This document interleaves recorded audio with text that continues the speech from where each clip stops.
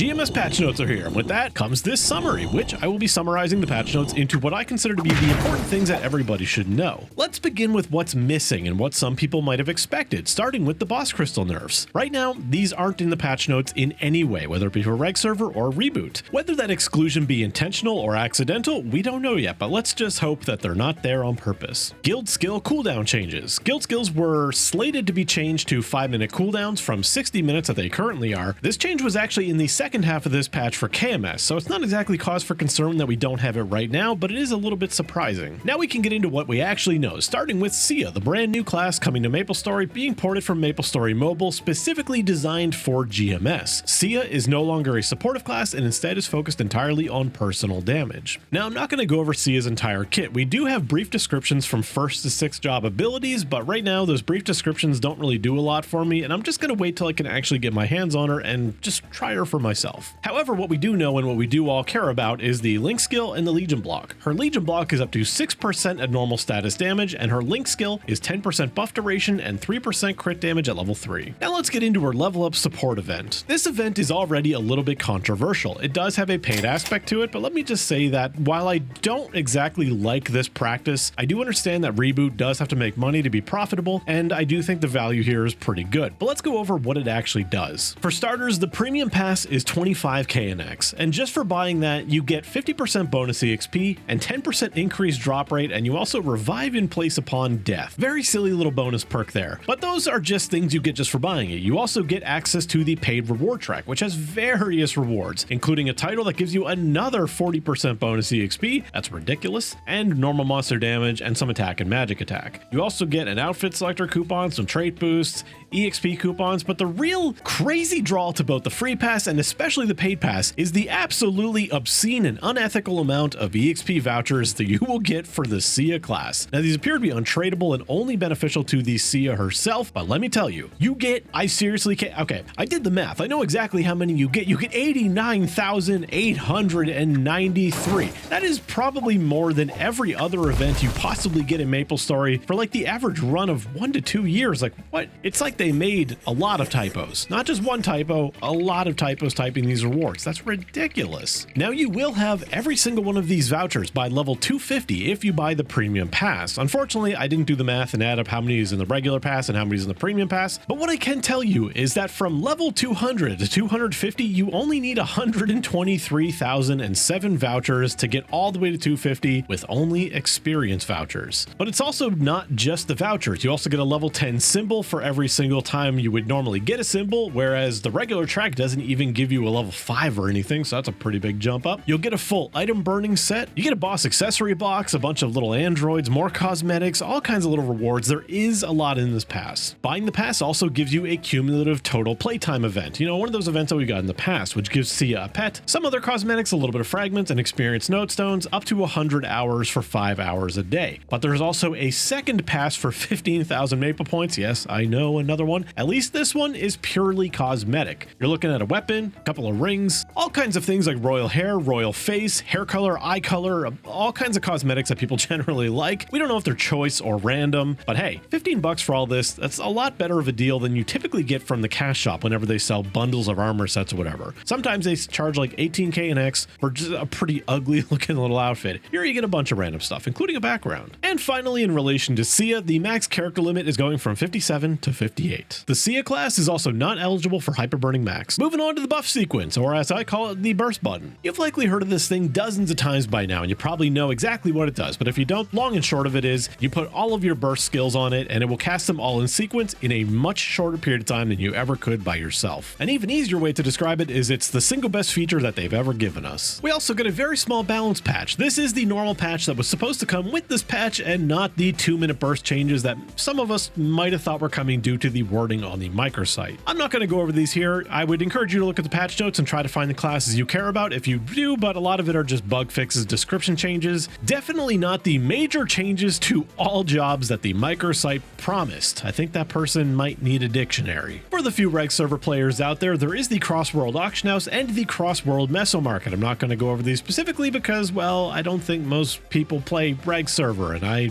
don't really know much about it, but hey, this probably makes it a little bit less of a lonely experience and actually makes trading a little bit more viable. So that's good for the people people who do enjoy that. We also, of course, got the Liberation changes, the changes to the Genesis weapon quest and how you actually obtain a Genesis weapon. The short of it is, now you get benefits for killing any boss up to Chaos Tenebris, and you no longer have to kill Black Mage at any point in the process, although killing Black Mage does speed it up. There are a lot of other videos out there about this system, but if you would like one made for me, let me know in the comments, and if there's enough interest for it, I will make one, but I do feel like the topic has been pretty much beaten to death at this point. Then we have some Monster Park changes. The quest to get the Monster Park medal has been changed from 77 clears of every single day to 30 clears of each day, or 3 Monster Park Extremes. Monster Park Extreme has also been changed from a daily to a weekly, EXP increased to 400%, and can be done on 2 characters a week. It also now resets on Boss Reset Day, aka Wednesday for us global players, and it no longer has a Sunny Sunday benefit or any Sunday benefit, so you don't have to worry about what day of the week you do it on. With that, a very similar change comes to Epic Dungeons. You are now able to do Epic Dungeons on 2 different characters. You can do High Mountain on one character and Angler Company on another, but not both on the same character. This is to incentivize you playing at least one other alt and getting some fragment benefit on it. High Mountain was also made easier, faster, and they took a stab at improving the lag problems that some players had. Soul Erda Conversion, a brand new system that rewards players who have a little bit too much energy on hand. This allows you to either convert energy into a tradable bunch of energy for another character, in this case it's 1 full energy converted into 300 tradable energy, or you can convert it into a Hexa booster, which is basically a VIP booster specifically for 260 plus characters. And there is no mention of this being restricted to either Interactive Worlds or Heroic, so for us reboot players, it looks like we will be able to trade energy to other characters with this system, so that's fantastic. Auto harvest improvements. A notification system has been added, a new android called Plantiroid that opens the harvest UI when clicked was added.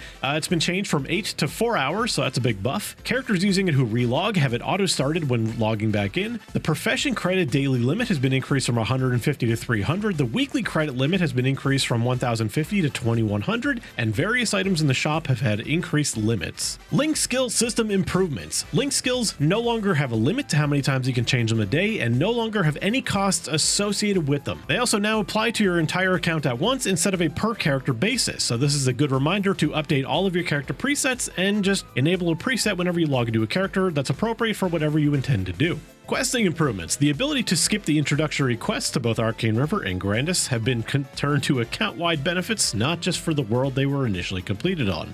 You are also able to now fully skip the story quest, not just get the summary. However, you can still get the summary if you want. CRA and any boss pre-quests are now also account-wide instead of just world. Again, this benefits the Challenges world. And now dailies are 500, 300, 100 kill quests instead of 600, 400, 200. And the Arcane River weekly quests are now 40 rewards per go instead of 15. That means you get 120 symbols total instead of 45. We also get the in-game Legion Solver, which means we no longer need an external tool to fix our messy-ass legions. Both medals and titles now also have the natural ability to be transmogged to anything you want for absolutely no cost. This also comes with a new medal UI to make it a little bit easier to see what medals you have and to be able to sort them. We're also getting a brand new questing UI, dedicated tabs for story, dailies, and weeklies, guides, cash quests, and our quest tracker can now track up to 20 quests, and the Lightbulb UI follows the quest sorting improvements. The key binding UI has been improved drastically, allowing not only for you to import keybinds from another character, but it also includes the quick slot down at the bottom. We get a pretty new chat UI. Up to 3 cooldown notifications can now be displayed at a time. Double-clicking on a monster's image in the monster collection will automatically highlight its location in the world map. A town portal has been introduced in all town maps. You can choose the continent and then the town you would like to teleport to. Hyper teleport rocks are now gone from the game. If you still have a permanent one, you will still have it. However, for everyone else, the hyper teleport rock teleportation feature has been baked into the game and everyone now has access to it, but on a 5-minute cooldown. However, if you would like to bypass the 5-minute cooldown and just have the old hyper teleport rock functionality, you can buy a very similar thing, but this time in up to 30 days and extendable as long as you want. And yes, for the exact same amount of meso it was before. For reboot players, this is an absolute win. Bossing improvements, and this is a big one. This is the replacement to the current system, which is blinking for loot. This is an automatic distribution system that works very similar to any need or greed system you would see in a traditional MMORPG. Basically, everyone rolls for an item from 1 to 999 or whatever, and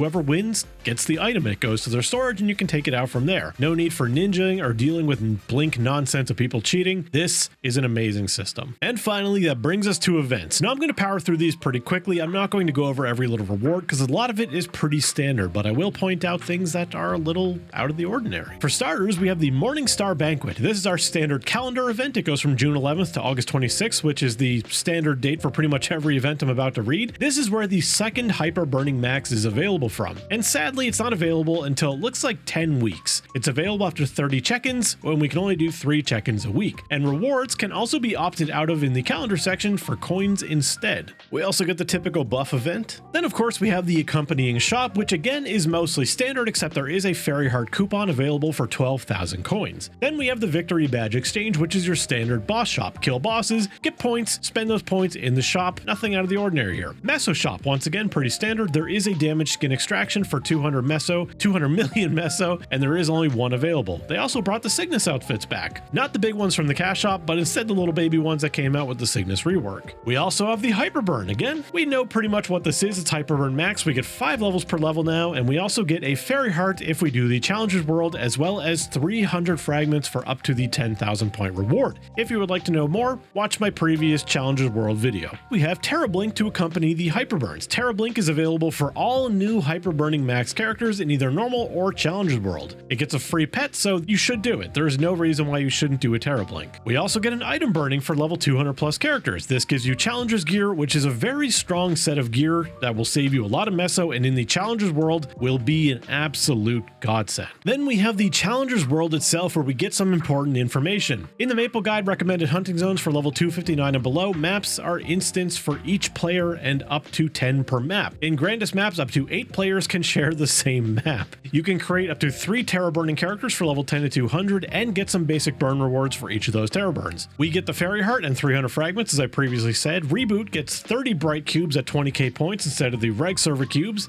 Nothing was added in shops for Reboot, sadly, and for whatever reason, the first leap is much later than KMS. In KMS, they had less than 30 days before their first leap. Ours, for whatever reason, is on August 27th, which is 77 days into the Challengers World, which only runs for 104 days total, so that is pretty much the entire time you're stuck there, and characters that are not transferred by the World Leap deadline will be deleted. So keep that in mind if you're going to go there. Do not go into seasonal player mode and just delete the character that you worked so hard on. Then quickly, some smaller events. We get the Hyperion World Leap for Chronos players to go to a much more dead server. Whether you find that a benefit, I mean, that's up to you. We get this little tutorial event that is meant to introduce newer Maplers to some of the mechanics of Maplestory, giving them quests to interact with things like familiars or upgrade systems, and give them some minor rewards along the way. You get the Luxana, which we will be getting a lot of coupons for from the main calendar event, and then we get Miracle Time. You can find the schedule of that either on Steam or in the Discord. And then we have Sunny Sunday, which I'm not going to read the Sunny Sundays, but Shining Star Force, the one that everyone cares about, is June 29th, which is exactly when KMS got theirs.